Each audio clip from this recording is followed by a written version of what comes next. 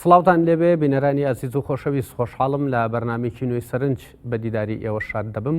پاش بردننی هێزێکی وەزارەتی پێشمەرگە لەلایەن حکوومەتی هەرێمی کوردستانەوە بۆ زینی وەرتێ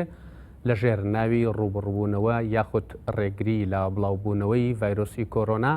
گرژی کەوتە نێوان پەکەکە و پارتی لەلایەک و هاوکات یەکێتی و پارتیش لەلایەک. یەکێتی لە ڕاگەندراوێکدا داوا لە حکوومەت بە تایبەت سەرۆکایەتی هەرێم بۆ حکومەی کە فەرمانداری هێزە چەکدارەکانە دەکات کە ئەم هێزە لە زووترین کاتدا لە زینی وەرتێ دوورخاتەوە. پەکەکەش لە ڕاگەندراوەکانی خۆیدا تاکید لەسەر ئەوە دەکاتەوە کە دەبێت ئەو هێزە لە زینی وەرتێ نمێنێت. هەردوولا تاکید لەوە دەکەنەوە کە دەبێت زینی وەرتێ بسپێرێت بە هێزەکانی پۆلیس و ئاسایش، نابێت هێزی پێشمەرگە لەوێ بێت، چونکە پەکەکە وای بۆ دەچێت کە ئەم هێزە لەسەر فەرمانی تورکیا هاتۆتە ناوچەکە و پارتیش بەوە تۆمەتبار دەکات کە زانیاریان داوەتە هێزەکانی تورکیا لە شەیدکردنی سێگەریلایەندا و دۆخی زینی وەرتێ بەرەوکوێ دەڕوات. چارەسەرکردنەکەی دەبێت چی بێت؟ کۆبوونەوەکەی یەکێتی و پارتی کە بڕیار بوو بەشێکی تایبەت بێ بە بارودۆخی زینی وەرتێ کە تاکو ئێستا ئەنجام نەدراوە، چی تیا باز دەکرێت؟ تەوەرەکانی چین؟ گفتوگوی ئەم بابەتانەکەین بە میوانداری هەریەکە لە بەڕێزان ئەنوەر حسێن بازگەر ڕۆژنامەنووس کە لە ستۆدیۆ لەگەڵمانە بە خێربێک ئەگەنوەر و هاوکات نیاز عەبدوڵڵا ڕۆژنامەوان کە لە شاری هەولێرە و لە ڕێگەی سکایپۆ لەگەڵمانە. سڵاو لێبێ نیازخان.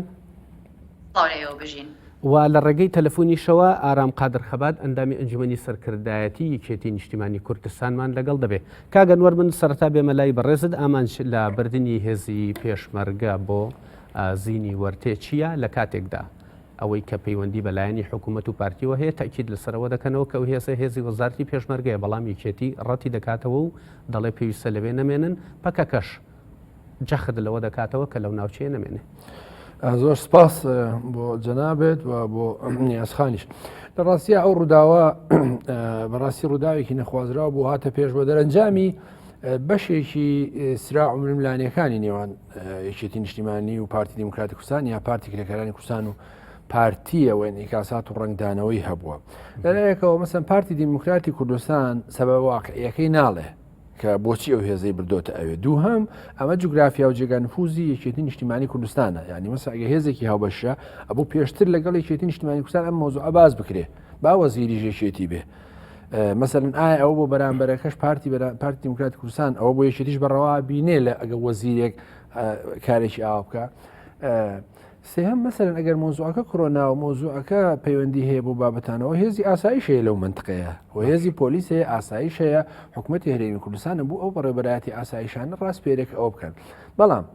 گرفتەکەوەیەکە یەکەم پارتی دیموکراتی کوردستان نابێ بچێتە جێگا نفوز و جوگرافیایەکە یەکێتی نیشتیمانی کوردستان ئینتیا هەیە، بەداخەوە کە ئەوە وایە دوای شەڕی ناوخۆ ئەم منتقەیەدا بەشکراوە هێشتا هەردوو لا حەساسن و لەوەش گرنگترەوەیەکە ئەو ناوچەیە پارتی کرێکارانی کوردستانی هەژمون و دەسەڵاتی تیا هەیە و قسەکە ئەوەیە کە پارتی کرێکارانی کوردستان ڕایگەیاندووە کە ئەو هێزەی پارتی دیموکراتی کوردستان بە هاوبەشی و تەنسیقە لەگەڵ حکوومەتی تورکیا بۆ یەکە ئیحتیوای زۆرتری سنوورەکانی پارتی کرێکارانی کوردستان بکەن، ئەوەی کە لە سنوورەکانی بادینانەوە و بوونی سوپای تورکیا لەو منتقانە و دەستگای میت و هەوڵدانیان بۆی کە هەڵچی چۆنێک بێ زۆرتر ئیحتیوای ڕێگاکانی هاتوچۆی پارتی کرێکارانی کوردستان بکەن بۆ ناو باشوور و بە تایبەتیتر ئێستا بۆ ژێگا نفوزی یەکێتی نیشتیمانی کوردستان، چونکە پارتی دیموکراتی کوردستان ئەو جوگرافیایی کە تەماسی بینی پەکەکە و خۆیەتی بەشێکی زۆری هەم بۆ خۆی تەنیوێتی و هەم بەشێکی سوپای تورکیا و دەستگاکانی میل لەو منتقەیە هەن ئەستەم بووە. بۆیە ئەو وێنەیە ئاوایە و یەکێتی نیشتیمانی کوردستان لەوەژە ترسێ مەسەلەن ئەگەر هێزی سوپای تورکیا بێتەوە منتقەیە شەڕ و گرژی و ئاڵۆزی دروست بێ منتقەکەی ئەو ڕێگە تووشینە ئارامی بێ و لە حاڵدا ئەمە بە نەزەری من ڕووداوێکی نەخوازراو بوو و ئەکرێ بڵێم ئینعکاساتی توندی پارتیش دوا بە دوای قسەکانی هەندێک لە بەرپرسانی کۆنسەی سەرۆکایەتی پەکەکە و بە تایبەتی دوای قسەکانی هاوسەرۆکی پارتی ژیانی ئازادی کوردستان سیامەندی معینی بوو لە پەیوەست بە ڕووداوی مستەفا سەلیمی کە هەڵویستی ڕاگەان ئەمانە پارتی دیموکراتی کوردستانی بە نظری من نیگەران کرد و ڕاتفعل و ئینعکاساتی ئەوە بوو کە ئەم هێزانە لێ بچوڵێنێ و بێگومان بەداخەوە کە ئەوەی کە هەندێک لە میدیای پارتی کرێکارانی کوردستان و کۆنسی سەرۆکایەتەکەشیان ڕایگەاندووە لە زمانی بەڕێزان دۆران کاڵکان و مستەفا قەرەسوو کە ئەو گەریلایانی ئەوان شەهید بوون لێەوە پارتی دیموکراتی کوردستانیان پێ لێ بەرپرسیار کردووە. بۆیە بە هەر حاڵ وعد بووی کە جەنابیش لە پێشیاوتر وعد بوو هەردوو مەکتەبی سیاسی یەکێتی نیشتیمانی پارتی دیموکراتی کوردستان کۆ ببنەوە و ئەوەی کە تا ئێستا ماوەتەوە پارتی دیموکراتی کوردستان هۆکارەکەی داخستنەکەیەتی بە نظری من ئەم کێشەیەکی زۆر خۆڵ نییە ئەکرێت چارەسەر بکرێ و بەڵام پێم وایە مەترسی ئەم کێشەیە و ئەگەرەکانی داهاتووی ئەوەیەکە بە نظری شخصی خۆم کە من مەسەلەن چەند مانگ لەوە پێشیش جەناب دەزایی لە فەیسبووی خۆم ئەمەم نووسیوە واتە سەورەکەم لە بەهاری ئەم ساڵیا تا هاوینی ئەم ساڵ وا هەزەکەم حکوومەتی تورکیا بێ پەلاماری قەندیلدا ئەمانە جۆرێکە خۆش دواتر ئێمە پرسیاریمان ئەبێ تایبەت بەوەی کە لێکەوتەکانی لە داهاتووە چی ئەبن نیازخان سەرتا سڵاو لێبێ جارێکی کە من ئەمەوێ ئەوە لە بەڕێز بپرسم حتمما گوێبیستی قسەکانی کاک ئەنوەریش بوویت لای تۆ ئەم دۆخی زیینی وەرتێ چۆن خوێندنەوەی بۆ دەکرێت بە بڕای ئێوە بۆچی هێز چۆتە ئەوێ لە کاتێکا کە حکوومەت باس لەوە دەکات دەڵێت ئەو هێزە بۆ ڕوبڕبوونەوەی کۆرۆنا لەوەیە حتمما نیگەرانیەکانی یەکێتیش گوێ لێ بووە و ڕاگەیاندراوەکانی پەکەکەشت سەبارەت بە دۆخەکەی گوێ لێ بووە خوێندنەوەی چی لای تۆ دروست بووە ئەتەوێت چی بڵێ سەبارەت بەم دۆخی کە ئێستا لە زیینی وەرتێ هەیە فەرموو سڵاو لە تۆ لە کاک ئەنوەریش ئەبێ ئەوە بڵین ئەم ناردنەی هێز لە وەزارتی پێشمەرگەوە لە سەرتاوە ناڕەزایی و بۆ چوونی جیاواز لەبارەیەوە هەبوون ئامانجێکی ئاشکرایە کە ئەم وەزارتە بەکارهێنراوە بۆ ئەوەی کە هێز لە پێشمەرگە و وەزارتی پێشمەرگە و برێتە ئەو ناوچەیە دیوێکی تری ئەوەیەکەم هێزە کە براوە بۆ ئەوێ ڕاستەوخۆ باس لەوە نەکراوە کە بۆ دەستێوەردان لە ڕووداوەکانی ئەو ناوچەیە هاریکاریکردنی دەوڵەتی تورکیا بەڵکو ئەوەیە کە بڵاوبوونەوەی ڤایرۆسی کۆرۆنا بەکارهێنراوە ئێمە زانین کە ئەمە سیناریۆیەکی ڕاست و ڕەوان نییە و ڤایرۆسی کۆرۆنا خۆ ئارنۆڵد نییە خۆ هێزێکی چەکدار نییە تۆ پێویست کارڕاوی بنێ پاشان ئەگەر کۆرۆنا لەوێ بڵاوە ئێمە پرسین ئەم هێزانەی کە ڕۆشتون بۆچی سەربازگەیان دروست کرۆ بۆچی ڕەبایە دروستەکەن ئایا ڕوبەڕووبوونەوەی ڤایرۆسی کۆرۆنا پێویستی بە جێگیرکردنی هێزێکەیە لەوێ کە ڕەبایی بۆ دروست بکرێ هەموم ئاماجانە پێمان ئەڵێت بەڕوونی کە ئەم هێزە خواستەیە لەلایەن پارتی دیموکراتی کوردستان و لە هەر ئەگەر تورکیا بێوێت ئازێکی زیاتری پێ بدات ئەوە شەڕێکی بە وەکالەتی پێ بکرێت چونکە ئەوەی کە زۆر بە دیاریکراوی پارتی دیموکراتی کوردستان لە ئێستا ئەوێ بە ئەنجامی بگەێنێ لە ڕێگەی بەکارهێنانی دامەزراوە فەرمیەکانی هەرێمی کوردستانەوە ئەوەیە کە شەڕێکی بە وەکالەت لەگەڵ پارتی کرێکارانی کوردستان بکە خاڵێکی تر زۆر بەداخەوە ئەکرێ بڵێن یعنی بەشێکی ئێمە پەیوەندی بە گۆڕانکاریەکانی حکوومەت یا سەرکردایەتی ئێستا یەکێتی نیشتیمانی کوردستانیشەوە هەیە ئەزانین چ کاک لاهور چ مەسرور بارزانیش هەر بە هەمان شێوە نابراویش ئەگەر هەر کاکی بۆ بەکاربێنن بۆی دوای نەڵێن بۆ ئەم کاکی بۆ بەکارێنرێ و ئەو نە بۆی بڵێن ئەم دوولایەنە دوولایانی ڕکابەرن لە ئێستا وەخۆیان وەکو یعنی جێنشینی تاڵەبانی و بارزانی ئەبینەوە بۆیە پیان وایە بەشێکی ئەو ململانی کە لە نێوان پارتی دیموکراتی و یەکێتی نیشتیمانی کوردستانیش ماوە ئەکرێت بە جۆرێک لە ڕێگەی ئەم ململانیانەوە ساغ بکرێتەوە جارێکی تر نفوس لەسەر ئاستی هەرێمی کوردستان و بەتایبەت لەسەر ئاستی ئەو ناوچانە جیا بکرێتەوە و بەتایبەت بە سنووردانان لە چۆنێتی مامەڵەکردن لەگەڵ پارتی کرێکارانی کوردستان ئێمە زانین لە بە درێژایی ساڵانی ڕابردوو سەرباری ئەوەی کە سەرنجمان هەبووە لەسەر بەشێک لە مامەڵەکانی کوردستان لەگەڵ پارتی کرێکاران بەڵام ئەم دوو پارتە نزیکتر بوون و ئێساش لەو شوێنە تێبینی ئەکەین تا ڕادەیەکی زۆر یەکانگیری لە بۆچوون لە نێوان یەکێتی نیشتیمانی کوردستان و پارتی کرێکارانی کوردستان هەیە جیا لەوە بە درێژایی ئەو ماوەی ڕابردوو زۆر بە تایبەتتر لە 2017 و لە مانگی 11 2017ەوە دوای ئەوەی کە ڕێفراندۆم ئەنجامدرا جار لە دوای جار سوپای تورکیا لە برادۆست و لە ناوچەی بادینان هەتا ئەوەی پارێزگای هەولێری شەبەتەواوی هەوڵیان داوە زیاتر نیشتەجێ بن ئەمەش بە پێکردنی گڵۆپی سەوز لەلایەن پارتی دیموکراتی کوردستان بە پلەی یەک پاشان جارێکی تر بەکارهێنانی دامەزراوەکانی هەرێمی کوردستان بۆیە ئێستا دەوڵەتی تورکیا زۆر بە ئاسانی ئەوێت ئەو پشتێنەی کە پلانی بوو لە سەرتاوە کە لە تورکیاوە لە باکووری کوردستانەوە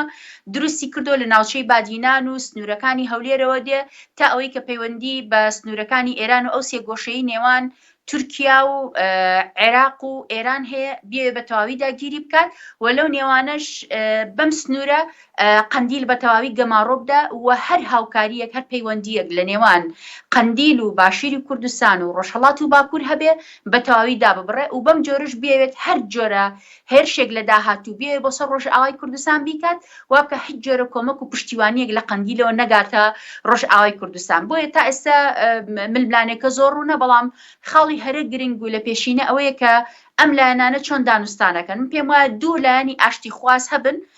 ئەگەر یەکێتی و پارتی کرێکارانی کوردستان بن لەم دۆخە زۆر نزیک زۆر گرنگ و بەبایەخە و بە تایبەتر ئەم دوو هێزە جارێکی تر هەوڵ بدەن گفتوگۆ لەگەڵ پارتی دیموکراتی کوردستان بکەن بۆی پارتی دیموکراتی کوردستان نەبێت بە میکانیزمێک یا ئامرازێک بەدەست دەوڵەتی تورکیا بۆی زیاتر ئەم شەڕەی پێ بکە. ئێمە زانین ئەم شەڕەی کە ئێستا لە زینی وەرتێ بەخۆی مەڵازدا و مەترسی هەیە بۆی کە یەک لەلایەکە دەوڵەتی تورکیا بێ پشتێنەکەی تاوا دروستکە. دوم شەڕی ناوخۆ لە نێوان پارتی دیموکراتی و یەکێتی نیشتیمانی کوردستان هەڵگیرسێنێت چونکەوە ئەم یعنی خواستێکی زۆر لە مێژینەی ئەو وڵاتە داگیرکارانەیە کە لە ناوخۆی هەرێمی کوردستان پارتەکان شەڕ بکەن. خۆشپاس ئەگەڕێنەوەلات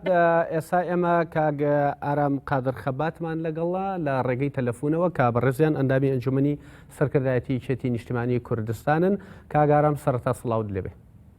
سڵاو لە جەنابشتان، سڵاو لە بینەرانشتان. سوپاس. کاگارام لەسەر زینی وەرتێ ئێوە گرژی کەوتە نێوان یەکێتی نیشتیمانی کوردستان و پارتی دیموکراتی کوردستان و دواتر بڕیار بوو ڕۆژی چوارشەممە کۆبوونەوەی مەکتەبی سیاسی بکرێت دواتر دواخرا ئێستا نازانرێ بۆکەی کۆبوونەوەکە ئەکرێ. من ئەمەوێ بە وردی بۆم باسکەی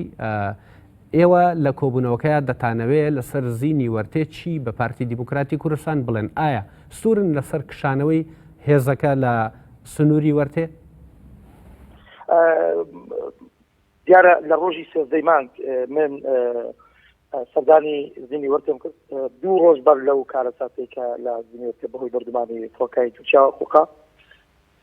من سەردانم کرد میلیۆن پێشنیازێکم خستە ڕوو بۆ هەڤاڵانی ئەو هێزەی لەوێ بوو، هەم هێزی یەکێتی هەم ئەو هێزە ناو وەزارەتی پێشمەرگەی تێکەڵا کە ئەمیلی واکەی لە برادرانی پارتیە هەم ئەو هەڤاڵانەی کە لەوێش بوون لە ڕێی هەڤاڵانەوە ئەو برادرانی ئەفسەرەوە قسەیان لەگەڵ کرا بۆی کە بەڕاستی زینی وەرتێ پێویست ناکە هیچ هێزێکی لێبێت، چونکە خۆتان دەزانن زینی وەرتێ لە هەڵکەوتێتە نێوان دوو دەبەر کە هەردوو لە دەبەری خەڵکی باش و خەڵکی دڵسۆز و ناوچەیەکی ئارامە. پێویست بۆ ناکە کە هیچ هێزێک لەوێ بێوە ئاسایشی ئەو ناوچەیە پارێزێ. خۆشە دەزانی لە ڕابردوودا لە دوای شەڕی دەستێکردنی شەڕی داعش ئەو هێزەی کە لەوێ بوو هێزی لیوای 122 بیتوێن بوو کە نێودرا بۆ لە ئەرکدا بوو، بەڵام 2000 ئەوان هێنرا نەخوارد بەهۆی شەڕی داعشەوە. لەو کاتەوە چۆر بۆ هیچ ڕووداوێکی نەخوازرا و لە زینی وەرتێ ڕووی نەداوە تا پێویست بەوە بێ هێزی بۆ بێنێت. ئەو هێزەکە سەرەتا بۆ من دەمێت پێشەکی باسی ئەو بابەتە بکەم کە چۆن ئەو هێزە هاتەوە. هێزە بە ئەمری وەزارەتی پێشمەرگەیان بڵێم ئەو لیژنەیە کە دانراوە بۆ ڕووبوونەوەی کۆڕۆنا ڤایرۆس هێنراوەتە ئەوێ بە ئامانجی ئەوەی کە تێژگیری بکرێت لە گواستنەوەی ڤایرۆسی کۆڕۆنا. نازانم لە مەبەست لەو بڕیارە چی بووە، ئەو بڕیارێکی بەڕاستی هەڵە بووە بۆ لەبەرەوەی کە نەڕاپەڕین ڕۆژهەڵاتی کوردستانە و بەشێک بێ لە ئێران و لە قوم و تارانەوە خەڵکی بۆ بێ نە سۆران و باڵەکایەتی وەرتێش بەشێکن لە باکووری کوردستان تا لە تورکیا و ئەستەمبۆڵەوانەوە ڤایرۆسی کۆڕۆنای بۆ بێت و نێڵین بگوازێتەوە هەرێمی کوردستان. هەردووچیان هەرێمی کوردستانە و لە ڕابردوودا لە ڕووی ئاسایشەوە ئەگەر باسی کۆڕۆنا ڤایرۆس تێپەڕێنین و ئەوان دیارە قسەیانەوە بوو تا مەترسیەکانی کۆڕۆنا ڤایرۆس تێپەڕ دەبێ ئەوان ئەو هێزە لەوێ دێڵنەوە، بەڵام دیارە بەداخەوە ئامانجەکە دەرکەوت. کاگارام ئەگەر گوێت لێم بێ کاگارام هەم بەڕێست بە حکمەوەی کە ئەندامی ئەنجومەنی سەرکردایەتی یەکێتی نیشتیمانی کوردستانی و وەزیری پێشمەرگەش لە سەر لیستی یەکێتی نیشتیمانی کوردستان کاندیدی ئەو پۆستەوەی وەرگرتووە کە هاوکات هاوڕێی خۆشتانە لە ئەنجومەنەکە و بەو حکومەش کە هەر بەڕێزت سەردانی زینی وەرتێت کردووە بە بڕوای ئێوە گەشتونەتە ئەو قەناعەتەی کە ئەم هێزە بۆچی هاتۆتە زینی وەرتێ کەوا یەکێتی نیشتیمانی کوردستانی نیگەران کردووە. من دەمیست قسەکە ئێستا وەڵامی پرسیارەکەی جەنابیش درەمەوە ئەوەی کە من دەمیستەوەیکەم ئەوە بووکە ئەو بوو کە هێزە هێنراوێ بەناوی ئەوەی کە ڕێگری دەکات لە گواستنەوەی ڤایرۆسی کۆڕۆنا ڤایرۆس ئەو خەڵک نیگەران بوو بەڕاستی کە دوای 4 مایەوە چون هەڤاڵانیش پێیان بوون و یەکی نیشتمانی شتێکی دیکردەوە لەگەڵ وەزیری پێشمەرگەی قسەکە بڕیار بوو یەکی چوار نێڵدرێ دوای یەکی چوار ئەو هێزە بەردەوام مایەوە بوو بە نیگەرانێکی زۆر بۆ خەڵکی ناوچەکە لە هەردوو لە چونی ڕاپەڕین و سۆران و باڵەکەیەکیش بوو ناوچەکان خەڵک نیگەران بوو هەرێمی کوردستانیش خەڵک پێی وا بوو ئەمە قەیرانێکی کێ زیاد دەبێتە سەر قەیرانەکان هەر لەوێدا گومانەکە زیاتر بوو ئەو پرسیارەی جەنابەت کە باس لەوە دەکەی کە وەخت خۆی بڕیار بۆ لەبەر ئەوەی کە مەترسیەکانی کۆڕۆنا ڤایرۆس هەیە بێنگرێتەوێت دوای ئەوە کە یەکی چوار تێپەڕی و چواری چوار تێپەڕی و هەشتی چوار تێپەڕی بوو بە دوازدەی چوار و سێزدەی مانکە من چوومەوێ ئەم ترسە لە دڵی خەڵکدا دروست بوو کە بڵێ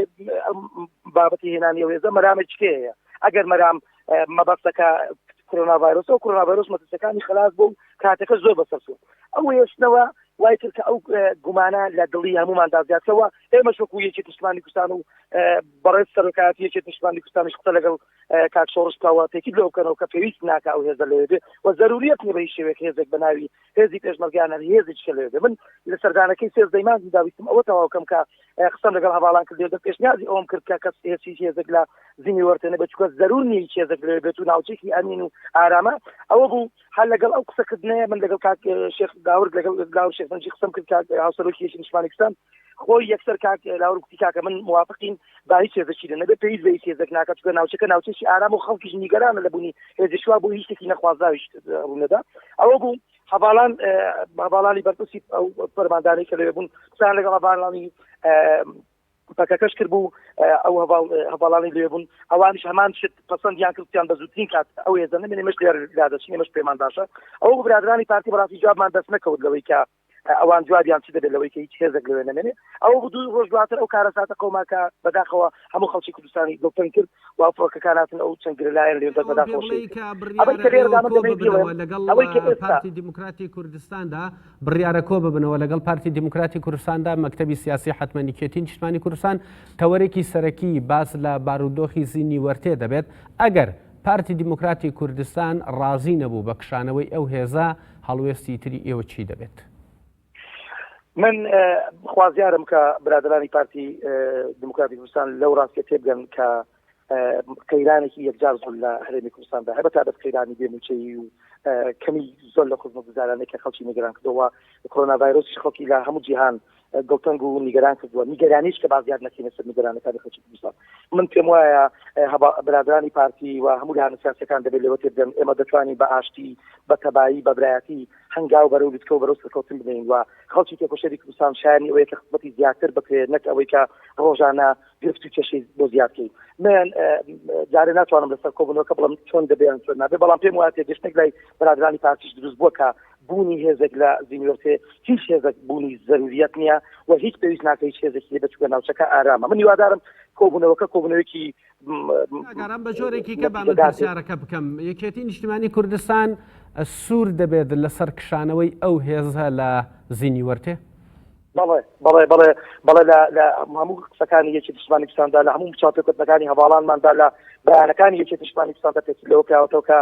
دەیەک تیم هەمومان کار بۆ دەکەین کە شێوی و ناکۆکی و شەڕ و ئاشۆ لابین لە هەموو ناوچەکان ئاشتی و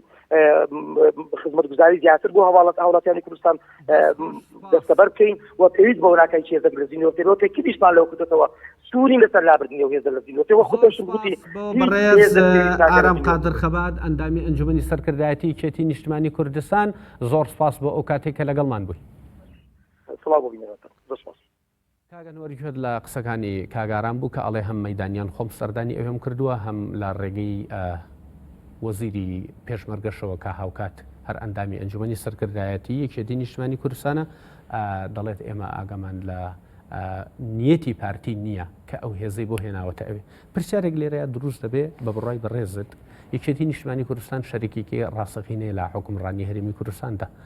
حتما لەگەڵ ئەو لایەنانی تریکە حکوومەتیان پێکێناوە لە کاتێکدا کە وەزیری پێشمەرگەش هەریەکێتیە بۆچی یەکێتی نیشتیمانی کوردستان لە ڕەوشێکی ئاوایە کە لە زیینی وەرتێ دروست دەبێت نیگەرانی گرژی لە دروست دەبێت لەگەڵ پارتی دیموکراتی کوردستانە ئایا وەزیرەکەی یەکێتی ئاگای لە هێنانی ئەم هێزە نەبووە؟ لە ڕاستیە پێم وایە ئیشتیبایەک هەیە لە سیناریۆکەیە و وەزیری پێشمەرگە ڕەنگە نیەتی بووە فەوجێک لەم لیوایە بچێتە ئەو منتقەیە بۆ هەر وەسیلەیەک بێ بەڵام ئەوەی کە مەسەلەن ئیدامە باو بەردەوامی بێ و دواتریش هێزەکانی یەکێتی نیشتیمانی کوردستان حەز بە گومانێک و سینناریویەک و معامەرەیەکەکەن لە ڕووداوەکە ئەمە نیگەرانی یەکێتی نیشتیمانی کوردستانی لە یەکەوێتەوە و بە نظری من گرفتەکەش پەیوەندی هەیە بەوەی کە وەکوتم بەداخەوە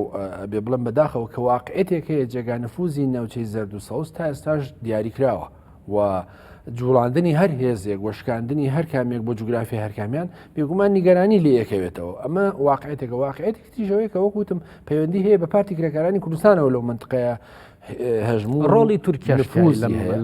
هەژمون و نفوزی هەیە و یەکێتی نیشتیمانی کوردستان خۆشی بە دۆستی پارتی کرێکارانی کوردستان نەزانێ و پێچوانی پارتی دیموکراتی کوردستان لە دووسێ ڕۆژی ڕابردوودا هەم جەناوی کاک لاهور ڕایگەیان کە پێویستە هەموو هێزەکان پاشەخشە پێ بکەن بەڵام بەرپرسانی پارتی دیموکراتی کوردستان وتیان پارتی کرێکارانی کوردستان نابێت لەو منطقەیە بمێنێ و پارتی کرێکارانی کوردستان لەم بارەیەوە و لێدوانیدا کە ئەوان ئەگەر بگێرێتە سەرەوەی پەلاماریان بدرێ شەڕەکەن بە نظری من تێڕواینەکەی یەکێتی نیشتیمانی کوردستان لێەوەیە کە گرفتێک دروزە بێ لە نێوان پارتی کرێکارانی کوردستان کە یەکێتی نیشتیمانی کوردستانیش تێدا بەرپرسیارە بێ تێوە ئەگلێ و گرفتی بۆیەتە پێش و فڕۆکەی تورکیا بێ لە چەند ساڵی ڕابردوو لە چەند مانگی ڕابردوو بەبێ هۆکار پەلاماری ئەو منطقانەیاندا و چەندین هاوڵاتی و سڤیلی ئەو منطقانە شەهید بوون سەر ڕۆڵی تورکیا بکەن ینی ڕاگەنراوەکانی پارتی کرێکارانی کوردستان زۆر بەڕوونی هەتا بە بەڵگەش هەندێک ئەواڵێن کە باسلەواکەن ئەو شیدبوونی سێگەریلاکەیان لە خاڵی پشکنینی هێزەکەی پارتیۆ زانیاری دراوە بە دەوڵەتی تورکیا کە ئەو سێ گریلایەن شەهید بووە. بەیان نامەکانی تری پارتی کرێکارانی کوردستان جاخەدەلەوە ئەکاتەوە ئەڵێت کایە ئەو هێزە لابن لەوێ لەبەرەوەی کە تورکیا بە ئەمری تورکیا ئەمە هاتوونەتە ئێرە پارتی دیموکراتی کوردستان پێشڕەوی ئەم هێزی کردووە بۆ ئەوەی کە شەڕ ڕوونەدا. ئایا هێنانی مەبەستی ئەم هێزە مەبەست هەر لەوەیە کە شەڕێکی جارێکی کە خوانە خواستە براکوژی دروست ببێتەوە؟ لە ڕاستیە مێژووی ململانەی نێوان پارتی دیموکراتی کوردستان و پارتی کرێکارانی کوردستان لە دروستبوونی پەکەکەەوە دەست پێەکە و بە تایبەتی کە پەکەکە لەو منطقانەی گارا و خنێزە و چۆچۆ لەو منطقانی کە بارگەکانی تیا دروستکرد پارتی نیگەران کرد لە دەیەی هەشتاکان و دوجاریش لە دەینەوەتەکانیش بینیمان مەسەلەن گرژەکانیان زۆرتر بوو و لە دوای ڕووداوەکانی 2011 ڕووداوەکانی بەهاری عەرەبی و سربەخۆبوونی ڕۆژاوای کوردستان کێشە ململانیەکانی پارتی و پەکە بەرەو هەڵکشان چووە و لە هەڵبژاردنەکانە پشتیوانی مەسەن پارتی دیموکراتی کوردستان لە ئاک پارتی و لێدوانە جیاوازەکەیان هەموو ئەنە بە نەزەری من پەیوەندیەکانی پارتی و پەکەکەی بەردەوام گرژی و ئاڵۆزی تێکردو تا ئەوەیەگا بە بەهێنانی بەشێک لە سوپای تورکیا بۆ مەناوچەکانی منطقەی کانی ماسی و منطقەی بەرواری باڵا و منطقەکانی سیدەکان و چۆچەوانە ئەمە پارتی کرێکارانی کوردستان ڕاستەوە خۆ پێی وایە پارتی دیموکراتی کوردستان بەشدارە لەم سیناریۆیان لەگەڵ حکوومەتی تورکیا و نیگەرانی زۆری هەیە. بە نظری من هیوادارم ئەم شەڕە ڕوو نەدا بەڵام تاخیربوونی شەڕی نێوان پارتی کرێکارانی پارتی دیموکراتی کوردستان بە نظری من پەیوەندی هەیە بۆی کە لە ماوەی چەند ساڵی ڕابردوودا هەردووچیان خۆیان لە یەک لاداوە ئەو شەڕە نەبێ. پارتی کرێکارانی کوردستان بە هۆکاری ئەو فشارانەی کە لە قەندیل لەسەرێتی بە هۆکاری ئەو گەمارۆدانانەی کە لە بادینان و ئومەتخانەوە خراوەتە سەری و بە هۆکاری ئەوەی کە ئەوێ ئیدارەی باشی ڕۆژاوای کوردستاندا لە کاتێکا لە ململانیەکانی لەگەڵ تورکیا و سوپای بەناو ئازاد و گروپی ئیسلامی تیرۆریستەکانی کە تورکیا دامیانەکە و لەو سارە فشارەکانی رووسیا و ئەمریکا و فشارەکانی سووریا ئەوێ ئەو منطقەیە کە لەسەر ئەو حسابە باش ئیدارەی بە و نەکەوێتە ملانی و لەگە پارتی دیموکراتی کوردستان و لە لایەکی تریشەوە ئەوێ مەسەلەن هەرچی چۆنێک بێ پارتی دیموکراتی کوردستان لەوە نزیکتر نەبێتەوە لە تورکیا بتوانن ئەوەی کە پێشتر باسم کرد. بە نظری من تورکیا بەرنمەیەکی هەیە هەروەکو چۆن ئەوەی کە ئەمریکا و فەڕەنسا و هیندستان پەلاماری پڵەنکانی تامیلیاندا لە جافنا دەریان پەڕاندن بە نظری من سینناریۆیەشی ئاوا هەیە. ئەمریکاش ترای سەوزی بۆڵ کردووە تورکیا و ئەمریکا و هەندێک لایەنی تر لەنگە بیانەوێت لەم هاوینەیە پەلاماری قەندیلدەن چونکە تورکیا و ئەنکەرە بە درێژایی چەند ساڵی ڕابردوو ئەوە ئەزانێ و باش تێگەشتوە لەوەی بەبێ هەڵکەندنی پەکەکە لە قەندیل ناتوانن چارەسەری حرەکەتەکە بە بۆچوونی من ئەم هیوایە تورک ئەم خەونەی کە ئەم هیوایەتی تورکیا لەسەری هەڵچندراوە بێ ئاکامە ناتوانێت پەکەکە لە قەندیل دەرکات و لە هەمان کاتیشا من هیوادارم هیچ هێزێکی کوردی بەشداری لەم ئەگەڕێنەوە لا سپاس نیازخان ئەمەی کە ئێستا لە زینی وەرتێ ڕوودەدات ئەڵلقەیەکی تری زنجیرەی شەڕەکانە کە لە ڕابردووە ڕویان داوایە ئەوە تا دۆخەکە بەرەو ئاسایی بوونەوە دەچێت. ڕاستی ئەگەر بڕوانینە پرۆژە استراتیژیەکی تورکیا بۆ داگیرکردنی خاکی کوردستان بە شێوەیەکی گشتی لە ڕۆژ ئاوای کوردستان و بەتایبەت لە باشووری کوردستان ئەبینین ئەمە استراتیژیەتە بۆ دەوڵەتی تورکیا چونکە ناسیۆنالیزمی تورکی چەند سەد ساڵە درێژ بۆتەوە و ڕکابەرایەتی و کینەی لە بەرامبەر نەتەوەی کورد کردو بە ئامانج و هەر ئەوە بوو کە دەوڵەتی تورکیا شەڕی بەرەنگاربوونەوەی داعشی جارێکی تر بەکارهێنا بۆ پەلاماردانی ڕۆژئاوای کوردستان و بۆ پەلەماردانی پارتی کرێکارانی کوردستانیش و هەر دوای ڕفراندۆم ئێمە ئەزانین ینی هێزی تورکیا دوای ڕفراندۆم نەهاتۆتە کوردستان دەت ساڵی 1992 لە ناو خاکی هەرێمی کوردستانە لە ساڵی 1996ەوە کاتێکە تیمی ئاشتی پارێزیان دێن ئەو تیمە جارێک تر ماونەتەوە پێگەی سەربازی و مخابراتیان دروست کردووە لە هەرێمی کوردستان و کوردستان و داگیرکردنی کوردستان بۆ دەوڵەتی تورکیا بۆیە ئامانجە و ئەم ئامانجانشی قۆناغ بە قۆناغ جێبەجێ کردووە. خاڵێکی تر کە جگە لە داگیرکردنی کوردستان بەرەنگاربوونەوەی پارتی کرێکارانی کوردستانە ڕاستە لە ماوەی چەندین ساڵی ڕابردوو پێشتر پرۆسەی ئاشتی لە دەوڵەتی تورکیا ڕاگەندرا بەڵام دواتر هەر تورکیا بینیمان کە خواستی ڕاستەقینەی نییە بۆ چارەسەرکردنی دۆسیەی کورد و دۆسیەی ڕزگاری خوازی گەلانی تریش لە تورکیا تەنان بە تورکەکان خۆشیانەوە بۆی کە تورکیا بێت ئەم دۆسیانە چارەسەرکە بۆیە ساڵانێکە ڕەجەب تەیب ئەردۆغان بەداخەوە بێوا بڵێن بە داگیرکردنی یا قۆرخکردنی ئابووری هەرێمی کوردستان چ بردننی نەوتەکەی چ بەکارهێنانی هەرێمی کوردستان وەک ساختکردنەوەی ئابووری کەرستەکانی خۆی بەردەوام بۆتە ناوەندێک کە بەکاری بێنێ ئەمە جگەلەوەی کە لە نێوان پارتە سیاسەکاندا ئەگەر چی ژماری جیاوازن بەڵام پارتی دیموکراتی کوردستان ڕێبەرایەتی جێبەجێکردنی ئەجندای دەوڵەتی تورکیای کردووە لە ناو هەرێمی کوردستان ئەمیش ئێمە لە خۆمانەوە ناڵین بەڵگە هەیە بۆ هاریکارکردنی دەوڵەتی تورکیا لە ماوەی ڕابردوو چ بە دژایەتیکردنی پەکەکە چی بە دەواازەکردنەوە بۆ هاتنی سوپای تورکیا بە ئاسانی بەناو شەقامە فەرمیەکانی هەرێمی کوردستان و ئەوەی کە چۆن بەشێک لە هێزەکانی پێشمەرگەی سەر بۆ پارتە سیاسیانی تر هاریکاریان کردوون ڕەبایان بۆ دروستکردون دواتر ئەمان بە کۆستەر سوپاکەیان هاتووە ئەوە نە بە ئیسراحەت و بێکێشە و بێشەڕ هاتوون و ئێستاش ئەوەی کە بەشێکی خەڵکی ئەو ناوچەیە کاک ئارامگیان ێنی بەداوای لێبردنەوە بێەوە بڵێم وە هەڵبەت ئەوەی کە منێڵێ مەبەستم هەموو خەڵکی برادۆست نییە بەڵام برادۆستیەکان چاک لەم قسەی من تێ ئەگەم ئەڵێم چی ئێنی ئێستا دەوڵەتی تورکیا تەنانەت بەشێکی خەڵکی ئەو ناوچەیە کردو بە جاشی خۆی چۆن تەنانەت موچەیان پێ ئەدەن و بەڵێنیان پێداون کە ناسنامەی دەوڵەتی تورکیاشیان بۆ دروستکەن واتە ناسنامەی تورکی ئەمە جگەلەوەی ئەمان بوون بە چاوساغی دەوڵەتی تورکیا بۆی ئاسانکاری بکەن لە دۆزینەوەی بنکە و بارەگاکانی پارتی کرێکارانی کوردستان و بە ئامانجکردنیان ئێمە زانین خۆ تۆ هەر فڕۆکەیە کە دێ لە کەسێک ئەدا کەسێکی دیاریکراوە بە ئامانجەکە لەنا ئۆتۆمبیل ئەبێ لە سەرچاوەیە کۆزانیاری وەرگرت بێ ئەگەر نا چۆن بە ئاسانی ئەم فڕۆکەیە دێ لەو شوێنەوە ئەم کەسە بە ئامانجەکە وەکوی کە لە ئەزمە ڕوویدا وەکوی کە لە شنگال لە بەرامبەر کاکزەکی شنگالی ڕوویدا لە بەرامبەر کاک دیار یعنی چەندین دۆسی تری هاوشێوە یا سەرحەدوارتۆ و هەواڵەکانی تری ئێمە زانین ئەمانە هەمووی لە ڕێگەی سەرچاوەکانی زانیاری و ئاشکراکردنیان بوون بەداخەوە کەواتە بنکەکانی میت ئەبێ سەرچاوی زانیاری تریان هەبێت لە ڕێگەی دام و دەستگا ئەمنیەکانەوە لە هەرێمی کوردستان کە هاوکاری بکرێن یا پەریان بە ئاستی سیخوڕیکردندا بێ لەو ناوچانە بۆیە ئەنی وەک ئەوەی کە لە سەرەتای پرسیاری یەکەم ئاماژەم پێکرد تورکیا کۆمەڵێک ئامانجی هاوشانی هەیە بەڵام ئامانجێکی زۆر لەوە گەورەتری تورکیا ئەوەیە کە بەشێکی ئەم هێزانەی دیکە کە ئێستا گەمەیان پێ ئەکات و بەکاریانەهێنێت لەسەر خاک بۆ شەڕکردن لە ڕۆژئاوای کوردستان و ئەوەی کە لە داهاتوش بەکاریانەهێنێ بۆ شەڕکردنی زیاتر لەگەڵ پارتی کرێکارانی کوردستان ئەزانین هێزی تورکی نین بە تەواوەتی 100% بەڵکو بەشێکیان هێزی مەحەلی ناوخۆیی هەرێمی کوردستانن هەوڵەکە سەرجەمیان بۆ ئەوەیە کە بەشێکی هێزە تیرۆریستەکان کە لە ڕۆژئاوای کوردستان هەن یان لە دەوڵەتی سووریا بەرەی شام نووسرا یا پاشماوەکانی داعش کە لە مووسڵ ناوچەکانیان چۆڵ کریا لە حەویجە بینیمان چۆن لە ئەفرین و ناوچەکانی تر شەڕیان پێکرا مەترسێکی ئەوەیە بە هەمان شێوە لە هەرێمی کوردستان بەکاربهێنرن جارێکترم قسەیش لە خۆ ناڵێم بە قسەی سەرکردەکانی پارتی کرێکارانی کوردستان تەنانەت نوێنەرایەتەکانی هەدەبەش لە هەرێمی کوردستان پێشتر لە ڕێگەی گفتوگۆمان و بە دووەداچوونی ڕۆژنامەوانی و ئەم بابەتە باس کراوە خۆیان بەڕوونی وتویانە کە ئێمە هەندێک زانیاریمان دەستکەوتووە لە ڕێگەی خەڵکی ناوچەکە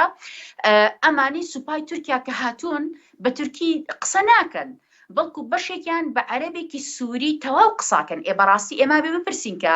عەرەبی سووریا بە جلوبەرگی سەربازی تورکی چی ئەکا لە ناوچەی برادۆست و ناوچەکانی هەرێمی کوردستان دیارە هێزێکی هاوردەکراو هەن کە مەترسیەکە ئێستا بەرەو ئەوە ئەچێت کە ئەم هێزانە جێگیر بکرێن ئێمە بەڕاستی ئەبێ بڵێن ئەگەر جیاوازیش هەبێت لە دیدگای سیاسی سەربازی هەر جۆرە بابەتێک لەگەڵ پارتی کرێکارانی کوردستان لە نێوان هێزەکانی تریش یا پارتی یەکێتی بەڵام بەڕاستی پارتی یەکێتی ئەبێ زۆر سوپاسی پارتی کرێکارانی کوردستان بکەن بۆی بە درێژایی ئەو ساڵانە بەشێکی سنووری تورکیا و ئێران بەهۆی پارتی کرێکارانی کوردستان و پارێزگاری لێکراوە بۆی کە ئەم ناوچەیە نەهێڵراوە لەسەر دەستی ئێران و تورکیا ببێ بە مۆڵگەیەک بۆ تیرۆریستان کە ساڵانێکە تورکیا زۆر بە دیاری کراوتر نەخشەی و پلانی بۆ دائنێت دەستخۆش ئەگەڕێن وڵات کاک ئەنوەر ناسخەن ئاماشەی بەوە کرد تەنها سوپای تورکیا لە خاکی باشووری کوردستان نییە بەشێک لە گروپە تیرۆریستەکانی سووریا و بەداخەوە کوردانی باکووریش لەوێ هەن کە لەگەڵ سوپای تورکایان مانەوەی ئەم هێزانە تا چەندی تر زەرەر بە خەڵکی باشووری کوردستان و بە لێکتراز دەبێتە هۆکارێکیش بۆ هێندەی تر لێکترازاوی نێوماڵی کورد بە تایبەت لە نێوان لایەنە سیاسەکاندا وە چی بکرێ بەڕاستی بۆ ئەوەی کە ئەم هێزە بڕاتەوە باکووری کورد ناو خودی تورکیا ینی لێرە نمێنەمە بەسم هێزی تورکیا لە ڕاستیە یەکیان ڕاستەوخۆ پەیوەندی هەیە بە وڵاتی یەکگرتوەکانی ئەمریکا کە چاوپۆشیەکە لەم پەلاماردانانەی تورکیا چ لە لیبیا پشتیوانیکردنی لەسەر ڕاست دژی حافتار و نردنی هێزی ڕۆژ تەنان وەکو لە چەند ڕۆژی ڕابردوودا میسماری ڕاگەیان لە پێنا و غازی ئاوەکانی دەریای سپیناوە ڕاست و تەنانەت پشتیوانیکردنی لە ڕابردوو لە گروپەکانی ئیخوان لە میسر لە ڕووداوەکانی بەهاری عەرەبی و ئێستاش پشتیوانیکردنی لە قەتەر لەبەر ئەو احتیوا جڵەوگیریی کە لە وڵاتانی کەندای فارسەوە بەسەریا فەرز کراوە و لە پەلاماردانی کۆبان و ئەفرین و لە داگیرکردنی ئەو ناوچەیە و لە سوتماکردنی باکووری کوردستان و لە ڕابردووش مەسەرەن لە پەلاماردانی بولگاریا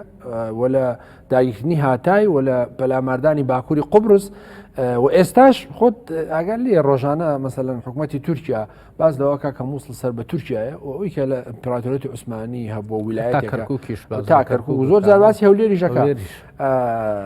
ئەمانە بە نظری من یەکیان ڕاستەخۆ پەیوەندی بۆ چاوپۆشینەوە هەیە کە وڵاتی یەکگرتوەکانی ئەمریکا چاوپۆشی لەیەکە و بەشێکە لە دنەدانی تورکیا بەڕاستی یەکێکی تریان ئەوەیە کە ئەو وڵاتانەی مەسەلەن دیقەت بە پەلاماردانەکانی لەس بۆ ڕۆژاوای کوردستان و پەلاماردانەکانی بۆ باشووری کوردستان هەردووکی پەیوەندی هەیە یەکیان بە بێهێزبوون و شکستی ئەم دەوڵەتە مەرکەزیانە هەم بەغاو هەم سووریا و بەشێکی تریشی پەیوەندی هەیە بۆی هەم دیمەشق و هەم بەغا خۆشحاڵن بەوەی کە ئەم فەلامارانە بۆ سەرکوور بدرێت جا چ لە باشوور و چ لە ڕۆژاوای کوردستان پێیان خۆش ئەم ئەزمموی هەرێمی کوردستانی باشوور و ڕۆژاوە تێک بشکێندرێ بە نەزەری من دەستگا مخابراتیەکانی بەغا و دیمەشق بەشدارن لەم سیناریوانی کە تورکیا ئاراستەیەەکە بەڵام گرفتەکەوەیە بە نظری من تەبیعیە ئەم کام لە بەغا و دیمەشق دژەی هەرێمی کوردستان گرفتەکەەوەی پارتی دیموکراتی کوردستان بۆچی ڕێگای داوام هێزانە لەو منطقانە بمێنەوە بە نظری من یەکیان ڕێگادانی ئەم هێزانی تورکیا ڕاستەوە خۆ پەیوەندی هەیە بەو گرژی و پەیوەندی خراپە تاریخی نێوان پەکەکە و پارتی کە پارتی دیموکراتی کوردستان هەمیشە پێی وا بووە پارتی کرێکارانی کوردستان لەو سنوورانەی کە سنوورەکانی ناوچەی زرد هەمووی پارتی کرێکارانی کۆنتترۆلی کردووە پێی وا بوو لە داهاتوو دێتە ناو شارەکانەوە و مەسەلەن نفوزی زۆرەکە هەژمونی زۆرەکە و پێم و پارتی دیموکراتی کوردستان نێتوانی بەر بەم هەژمونی پارتی کرێکارانی کوردستان بگرێ بۆیە داوای یارمەتی کردووە با بڵێم ڕێگای داوا بە هێزەکانی تورکیا لەو منطقەیە بن ئەمە بە نظری من هۆکارێکی پەیوەندی هەیە بە مەسلەی نەوت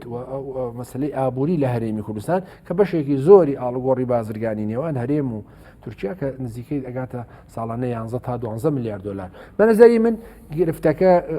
هەڵەیە ئەمە بۆ هەموو هێزەکانی باشووری کوردستان هەڵەیەکە ئەمەی کە بەڕێزت باس کرد هەم ئەوەی کە پەیوەندی بنەوتەوە هەبوو و هەم ئەوەی کە پەیوەندی بەوە هەبوو کە پارتی ترسێکی لە پەکەکە هەیە کە بێتە ناو شارەکانەوە ینی بۆچی دانانیشتن بە لێک تێگەیشتن ئەگەر ترسێکە بێ چارەسەریکەن وەک لەوەی کە بێ دەستی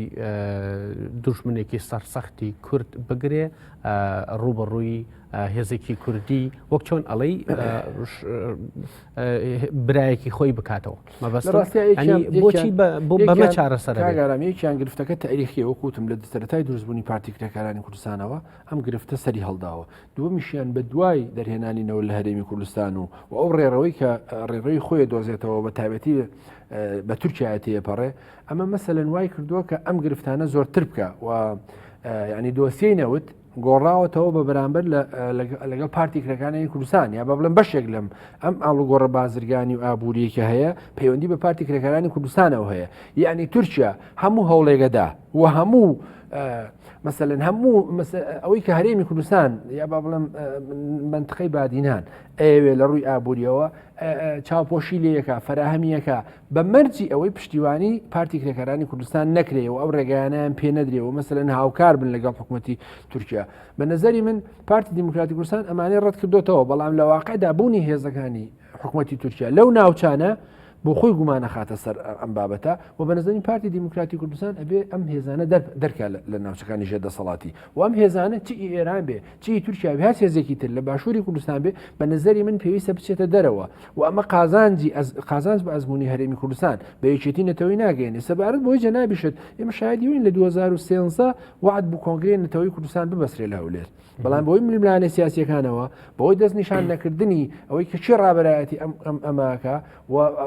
میکانیزمەکانی چۆنە و دوجاریش بەهۆی ئەوەی کە وعد بوو ئێران و تورکیا میوانداری بکرێن بەشە لە هێزەکان کشانەوە ئەگەنا بە نظری من پێکهاتە و فۆرمەڵ بەندیەکەشی بۆ ئامادەکرا بوو کە 21 کەس لە هەموو هێزە سیاسی گەورەکانی کوردستان و هەموو هێزەکانی در بەشدار بن و بە نظری من ئێستاش مەسەلەن درەنگ نییە بۆ ئەم کۆنگرێنێتەوەتە بە خوێندنەوەی بەڕێز نییە تێک لەلایەن پارتی دیموکراتی کوردستانەوە نییە بەرامبەر بەوەی کە گرژەکان لەگەڵ پارتی دیموکراتی کوردستان کە ئێستا یەکێتیشی هاتۆتە سەر کەم بکاتەوە و بە لێک تێگەشتن نایەوێت کە گرژیەکە بێبی ڕێ بە نظری من کێشەکانی نێوان پارتی و پەکەکە لە ئێستاە من وای نبینم کە قابلی چارەسەر و حەلبێ بەڵام ئیدامادەن بەو جەنگە سادەی کە لە نێوانیاندایە و هەردووکیشیان چی پێکەکە چی پارتی هەوڵەدەن لە ئێستاە خۆ لە شەڕی یەکتر بە دوور بگرن بۆی کە هەریەکان ئەجێندایەکی هەیە منتقەیەک و نفوزێکی هەژمونێکی بەرنمەیەکی هەیە جێبەجێیکە و بە تایبەتی پارتی کرێکارانی کوردستان هەوڵەدا خارچی چۆنەی بێ ئەم شەڕە نەکرێت ئەوەی کە شەڕەکە تۆغەکاتەوە دەخالەتی تورکیا پەلاماردانی قەندیلە سوپاس نیازخان ئەگەر گوێت لە دەنگم بێ گوێت لە قسەکانی بەڕێز ئارام قادر خەبات بوو دەڵێ ئێمە سوورین لەسەر ئەوەی کە دەبێت پارتی دیموکراتی کوردستان یاخود سەرۆکی حکوومەتی هەرێمی کوردستان ئەو هێزەی لە زیینی وەرتێ جێگیری کردووە پاشە کشەی پێ بکات. پێ دوایە لێکەوتەکانی ئەمە چی دەبێت ئەگەر پارتی دیموکراتی کوردستان سوور بێت لەسەر مانەوەی ئەو هێزە لە زیینی وەرتێ لە ماوەی ڕابردووشە بۆ بیرهێنانەوە لەلایەن بەشێک لە کادرانی ناوەندی یەکێتی نیشتیمانی کوردستانەوە پرسی دوو ئیدارەی دەوروژێنرێت. ئەمە تا چەند وە ئەکا بۆی کە هەرێمی کوردستان بە چۆرەك لە چۆرەکان ئەگەر نەشبێ بە دوو ئیدارە لانی کەم لە مرکزیەتی ئیداری بۆ سلێمانی و بەگشتی بۆ ناوچەی سەوس دروست بکەن و بیکەنە ئەمری واقع. بەداخەوە شەڕی ناوخۆ بە جۆرێک درێژەی هەبووە کاک ئارامگیان و ئێمە زانین هەرێمی کوردستان هیچ کات هەرێمێکی کوردستانی یەکگرتو نەبووە هەمیشە دوو نیو هەرێم بووە نیو هەرێمێک بۆ یەکێتی نیشتیمانی کوردستان نیو هەرێمێک بۆ پارتی دیموکراتی کوردستان نیو هەرێمێک نزیک لە ئێران نیو هەرێمێک نزیک لە دەوڵەتی تورکیا ئەم نزیکی و ئەم دابەشبوونەوەی کردووە هەرێکێک لە پارتە سیاسەکان نزیک بێت لە ئەجەندایەکی هەرێمی یا جۆرێک لە نزیکایەتیەکە و پەیوەندی دیبلۆماسیەکانیش بەم شێوەیەکی هەیە لە نێوان پایتەخت و سلێمانی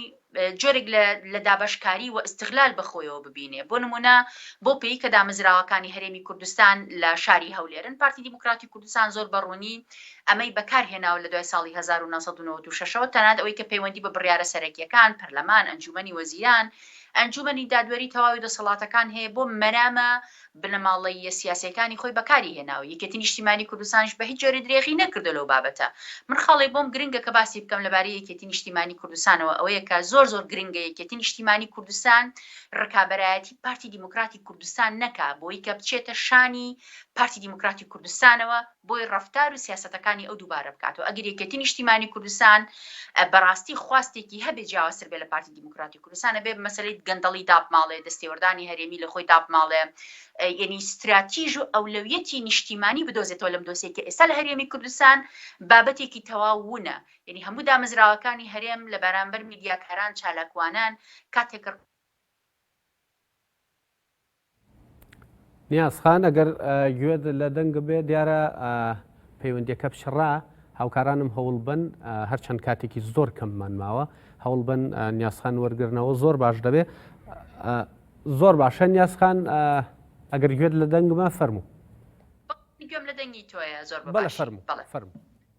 بەڵێ قسەکە ئەوەیە کە ئەبێت هەرێمی کوردستان استراتیژێتی خۆی بدۆزێتەوە و بەڕاستی عیبەیەکی زۆر گەورەیە کە پارتی دیموکراتی و یەکێتی نیشتیمانی کوردستان شەڕێکی دەستەویەخەی تر دەست پێ بکەنەوە دوای ئەوەی کە شەڕێکی خوێناوی زۆر گەورە بوو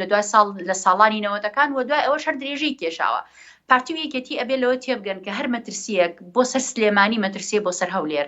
مەترسی سەر هەولێر مەترسیە بۆ سەر بادینان و کەرکووک و هەموو ناوچەکانی تر. بۆیە تورکیا ئەم ئەجەندایەکە هەیەی ئەبێ ڕێگەی لێ بگیرێ بۆی کە هیچ یەکێک لە پارتە سیاسیەکان چی یەکێتی نیشتیمانی کوردستان چ پارتی دیموکراتی کوردستان نەبنە ئامرازێک بەدەست ئەم دەوڵەتە بۆی شەڕی بە وەکالەت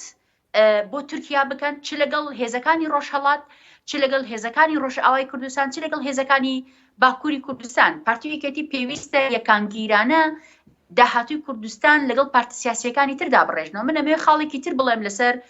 بەرپرسیارەتی پارتە سیاسیەکانی تر کاک ئارامگیان. ئێستا وا دەرئەکەوێت کە سێکوچکی ململانێکە لە نێوان پارتی کرێکاران و پارتی دیموکرات و یەکێتی نیشتیمانی کوردستانە، بەڵام بەڕاستی بزوتنەوەی گۆڕان کۆمەڵی ئیسلامی یەکگرتوونەوەی نوێ بەهێزە ئۆپۆزیسیۆنەکان و ئەوانەی کە لەناو دەسەڵاتیشن پێویستە بە ئەرک و بەرپرسیارەتی خۆیان دابچنەوە بۆی فشار خەنە سەر پارتی و یەکێتی و تەنانەت سەر پارتی کرێکارانی کوردستانیش کە من تەواو هاوڕام لەگەڵ خەڵکی ناوچەی وەرتێ بەوەی کە ئەم سێ هێزێکی ئێستا لەوێن هەرسێ لایەن دوورکەونەوە. بەڕاستی ئەو ناوچەیە پێویستی بە هیچ هێزێک نییە کە لەوێ ئامادەی هەبێ، وەک خۆیان ئەڵێن ئێمە دوای ئەوەی کە هێزەکان ڕۆیشتین بە ئارامی ژیاوین و پاشان ئەو هێزەی کە چۆتە ئەوێ لە وەزارەتی پێشمەرگە با بچنە کوڵەجۆ، با بچنە لای خانەقین، ئێمە زانین با بچنە لای مەخمور و ئەو ناوچانە و ئەو سەر سنوورانە. ئێمە زانین کە داعش چۆن هەیە لەو ناوچانە. پاراستنی خاکی هەرێمی کوردستان پێویستە بسپێردرێت بە پۆلیس و ئاسایشی تایبەت بە سنوورەکان کە بەشێکی لەلایەن دەوڵەتی عێراق و پێویستە ڕێنوێنێکە هەبێ لەگەڵ حکوومەتی هەرێمی کوردستان بەڕێکەوتن. و خاڵێکی تر چ پارتی کرێکاران چ یەکێتی نیشتیمانی کوردستان و پارتی دیموکراتی کوردستانیش ئەبێ حیساب و ڕێزێ بۆ خەڵکی ناوچەی برادۆست و زینی وەرتێ بکەن کە ژیانیان نەماوە، کە قوتابخانەیان نەماوە، کە نەخۆشخانەیان نەماوە. لەناو خاکی هەرێمی کوردستان ئاوارە بوون بەدەست دەوڵەتی تورکیا و ڕۆژانە بۆمبارانەکرێن. ئامارەکان پێمانەڵێن ڕێژەی شەهیدەکان بەرزەبنەوە. جیانەوە من خاڵێکی بەڕاستی لە کۆتایی بەرنامەکەین چەند دقەیەکمان ماوە ئەمەوێ کاتەکەش بە هاوسەنگی دابەش بکەم. ئەگەر پێم کرابێ داوای لەبرن لە هەر بەڕێزێکتانەکە مەگەر کەمێک بەلای یەکێکتان ناڕۆشت بێ، بەڵام چەند دقەی کۆتایی ماوە ئەچمۆ لای کاگەنوەر بۆ دوا قسە حتممە نەگەڕێم وڵات. باشە کاگە ئەنوەر، تاکەی هێزە سیاسیەکان بە ڕوئایەکی نیشتیمانی نەتەوەیی بیر لە کێشەکانەکەنەوە لە بری ململانەیە. ئەزانی کاگەرە من تاییدی قسەکانی نیازخانەکەم بە تایبەتیم قسانەی ئەخیری پێویستی بە هەڵوێستی نیشتیمانی و نەتەوەیی هەیەوە. خۆشی ێزانێ جەنابیش دەزانی کێتی نیشتیمانی کوردستان لەم بارەیەوە باجی زۆر داوە، مەسەلەن چ لە سەردەمی جەنابی مامجەلال و ڕێکەوتنی لەگەڵ ئۆزال و پرۆسی ئاشتی و چ لە هەوڵەکانی یەکێتی لە دەستگیرنی جەنابی عەبدوڵڵا ئۆجالان لە نایرۆبی لە کینیا و بە دواتریش لە پشتیوانیکردنی مەسەلەن بۆ چوونەکانی جەنابی مەلا بەختیار لە پشتیوانیکردنی هەدەپەکە لە ناو ئەنقەراڵێ ئێمە پەکەکە تیرۆلز نییە و دوجاریش هەڵوێستەکانی هێرۆخان لە پشتیوانی هەواڵ جەمیل بایک و هێنانی بۆ سلێمانی و هەڵوێستەکانی هەواڵ لاهور لە پشتیوانیکردن لە ڕۆژاو نردنی هێزی دژە تیرۆروە ئەم دوایانەش مەسەلەن هەتا ئێستاش مەسەل حکوومەت تورکیا ڕازی نەبووە قونسولخانە لە سلێمانی بکاتەوە بە هاوکاریەوەی کە ئێمە هاوکاری پارتی کرێکەکانی کوردستانەکەین و تا ئەم دقێژ ڕازیە نەبووە نوێنەرایەتی یەکێتی نیشتیمانی لە ئەستەمبول لەسەر مووقیفەکانی یەکێتی و هەواڵ بەهرۆز گەڵاڵی بکاتەوە و مەسەن خۆشتانزانن ساڵێک فڕۆکەخانەی سلێمانی بەڕووی فڕۆکخانەکانی تورکیا داخست و هەمیشەش تورکیا گلەی ئەوەی کردو کە ئێمە پشتیوانی لە پارتی کرێکەکانی کوردستانەکەین لە کاتێکا واقعەتەکە یەکێتی نیشتیمانی پشتیوانی لە خەباتی هەرخوازانەی بستنەوەی ڕزگاری خوازی خەڵکی کورد لە باکوورەکەکردن بۆ لایەنەکانی کە وەک ئەوەی کە بەڕێزت باسی دەکەی ئێمە پشتیوانی لە بستنەوەی حەخوازانەی ڕۆژئاواکەین کە پێدە نوێنەرایەتیەکە ئێمە پشتیوانی لە بستنەوەی حەخوازانەی ڕۆژهەڵات دەکەین کە کۆمەڵە و دیموکرات و پەژاک و سازمانی خەبات نوێنەرایەتیەکەن ئەمە واقعەتێکە کە مخوریشمان هەیە یعنی من هیوادارم یەکێتین ئەوەی نیازخان لە یەکێتی نیشتیمانی کوردستان ئەبێ ئەم خەتە نیشتیمانی خۆی بە تەواوی ڕێک بکاتەوە بە تەوانی پشتیوانی لە هەموو هەڵوێستە نیشتیمانێتەوەکانی ئەم حرەکەتانە لەم پارچانە بکە و لە هیچ شتێک نەسڵەمێتەوە کە داکۆچیە لە خەڵکی پارچەکانی کوردستان لە داکۆچیان لە دیفاعیان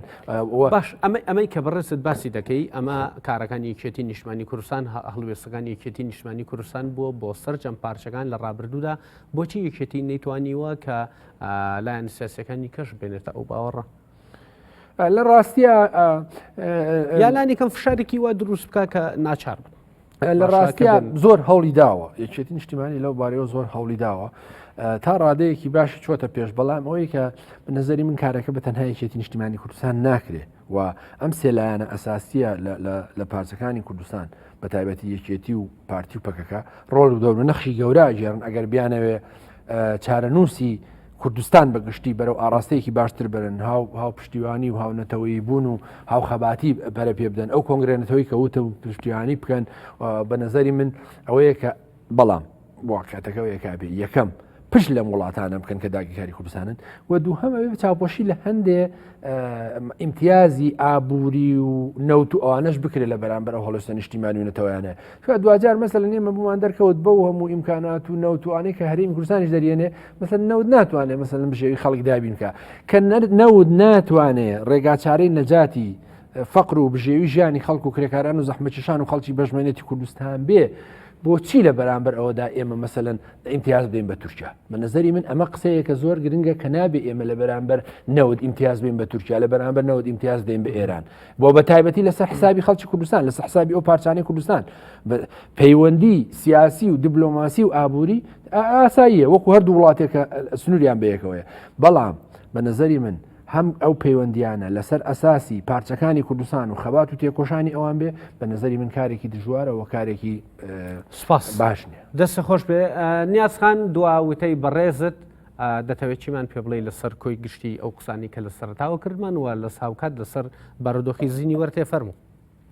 بۆی زنجیرەی دووبارەبوونەوەی ئەم ڕووداوانە کۆتایی پێبێ ئەبێ هێزێکی پێشمەرگی هەگرتو هەبێ بێ پارتی دیموکرات و یەکێتی نیشتیمانی کوردستان بە قۆناغی دادپەروەری ڕاگوزەر تێپەڕن و ئەوانەی کە ڕۆڵیان هەبوو لە قۆناغێک لە شەڕی ناوخۆ بەڕاستی ئەمانە لە جۆرێک لە سەرکردایەتەکان بێن نەخوارەوە بۆی بە ئاسانی بوێری ئەوە نەکەن ڕۆژێ بیانێ شەڕ لەگەڵ پەکەکە بکەن لەگەڵ یەکێتی بکەن یا یەکێتی لەگەڵ پارتیا لەگەڵ پەکەکە یا هەر یەکێک لەم هێزانە لەگەڵ یەکتری بیکەن ئەبێ هەموو ئەو کێشە زۆر درێژ خایانانی کە لە ساڵانی ڕابردوو هەبوون چارەسەر بکرێ خاڵێکی تر ئەبێ پارتی یەکێتی و تەواوی هێزەکانی تریش لە هەر چوار پارچەی کوردستان لەوە تێبگەن کە هەرێمی کوردستان تایبەتمەندی خۆی هەیە جیاوازتر لە ڕۆژئاوای کوردستان لە باکوور یا لە ڕۆژهەڵاتی کوردستان بەڵام لەگەڵەوەی کە تێبگەن لە تایبەتمەندی و جیاوازی ئەوەی کە هەر یەکێک لە بەشەکانی کوردستان هێتیوە لەو قۆناغی کە خەباتی ڕزگاری خوازی پیاتی ئاپارێت بەڵام ناکرێ ئەمە ببێتە مای ئەوەی کە دەستێکەڵ بکرێت لەگەڵ دژمنانی یەکتری بۆ ئەوی ڕوبەڕووی بەشەکانی دیکەی کوردستان ببنەوە ئێمە چۆن داوای لێک تێگەشتن لە پارتی یەکێتی ئەکەین بۆ ڕوانین لە بەرژەوەندی هەرێمی کوردستان هەمان داوا لە پارتی کرێکارانی کوردستانی شەکەین و ئەمەش تەنیا بە دانوستانە بێ پارتی کرێکارانی کوردستان دژمنی باشووری کوردستان نییە پارتی دیموکرات و یەکێتی نیشتیمانی کوردستان ئەتوانن مەرجنیە زۆر بە ئاشکرا بێ بەڵام ئەتوانن ڕێکەوتنامەی نهێنی بکەن دوور لە چاوی کامێراکان بگەن بە ڕێکەوتن چۆن ڕۆژانێک لە مەخمور و لە شنگال و لە کەرکووک و ناوچەکانی تر هەمووی یەکدەست لەگەڵ شەروانان نیازخان بەڕاستی ئێمە 4 دقە زیاتر لە کاتی خۆمان ڕۆیشتین حتمما من پێم باش بوو قسەکانتان تەواو بێ شتی گرنگی تیا بوو باوەڕکە 4 دقە نەک 2 دقە 4 دقە لە کاتی خۆمان ڕۆشتین بۆی کە زۆرتر هەم کاتی تەلەڤیزۆنەکەش ڕەچاوی ئەوەش بکەین کە لە دوای ئێمە بەرنامەی تر هەیە. زۆر سپاس بۆ بەڕێز نیاز عەبدوڵڵا ڕۆژنامەوان کە لە شاری هەولێرەوە و لە ڕێگەی سکایپۆ لەگەڵمان بووی. سپاس بۆ ئەو کاتی کە بە ئێمەت بەخشی و سپاس بۆ بەڕێزت کاگە ئەنوەر حسێن بازگەر ڕۆژنامە نووس کە لە ستۆدیۆ لەگەڵمان بووی و جارێکی کەش سپاس بۆ ئارەم قادر خەبات ئەندامی ئەنجومەنی سەرکردایەتی کێتی نیشتمانی کوردستان کە لە ڕێگەی تەلەفۆنەوە لەگەڵمان بوو. بنەرانی ئەزیز و خۆشەویست سپاس بۆ ئێوەش کە تا ئێستا بە دیار بەرنامەکەەوەمانەوە وەک هەمیشەش سپاس بۆ هاوکارانم لە بەشی کۆنتترۆل و پشتی کامێرە تا بەرنمێکی کە و هەفتەیەکی کە هەر شاد و سەرکەوتوو بن.